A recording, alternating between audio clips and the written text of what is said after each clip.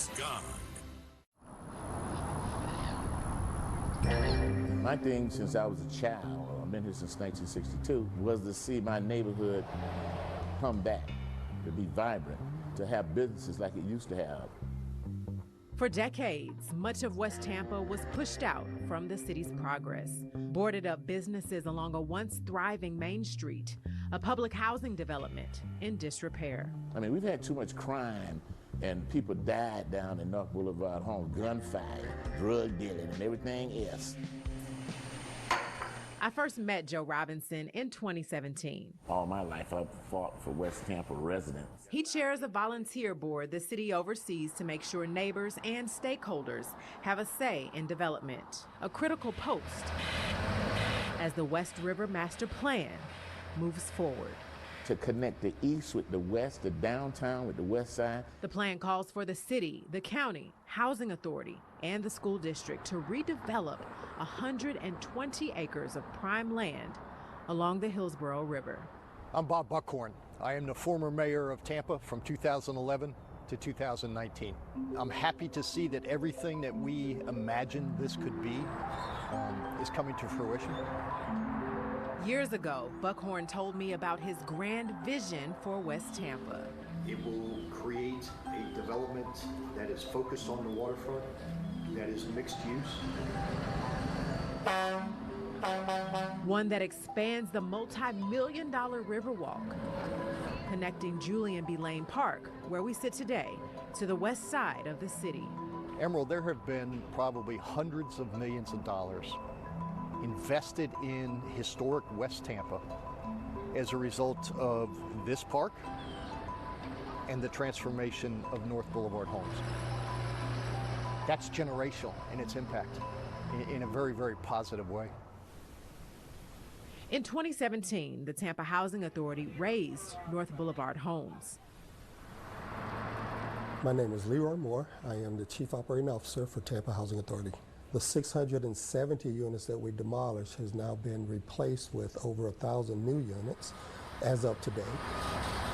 We still have several hundred more under construction. The project uprooted hundreds of families.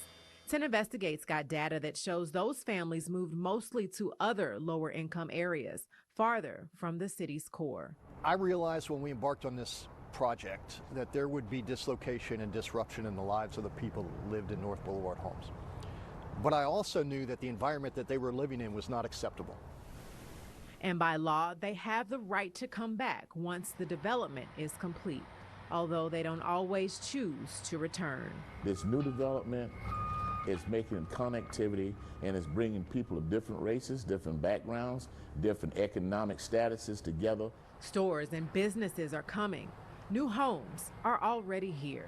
It's the change Robinson has worked for. And now people want to come over here because they look, oh man, look how nice they look. Oh, they didn't know that it could be the same old raggedy building with somebody back there shooting up drugs, somebody back there prostituting, and all this here can be a nice, elegant place for future development and business. And you have to have a vision. And we have issues with mental health over here.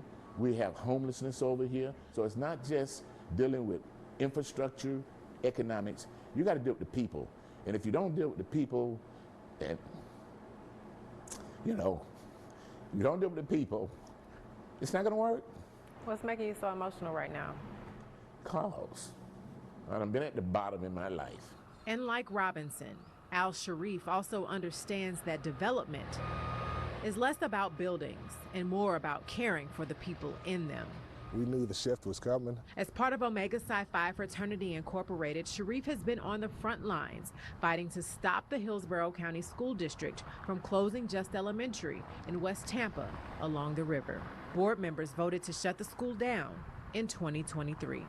The school was named for one of the fraternity's founders, Ernest E. Just. And it's important that we keep our names and our images in the community, especially the community that we live and play in. The district plans to rebuild down the road, but meantime, we've already started packing up. You never know what you got until you gotta move. people like Tina Young are displaced. We're moving out of a space that we've been in for over 30 years. How are you coming along with that? Young is CEO of Project Link, Mastering smart goal setting, a support services group for students and families. Those are some other pictures that we'll wait till the last minute to tear down. Her offices were at Just Elementary, but with the school closed and those kids displaced, she's relocating to another part of town. Over 30 years of memories. It's her second move in as many years.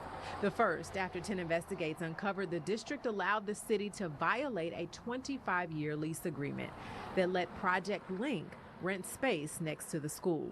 Records show the city wanted that space back to make room for a multi-million-dollar development next to West River. What's happening with gentrification, that everybody is just scattered about, families, organizations, communities at large.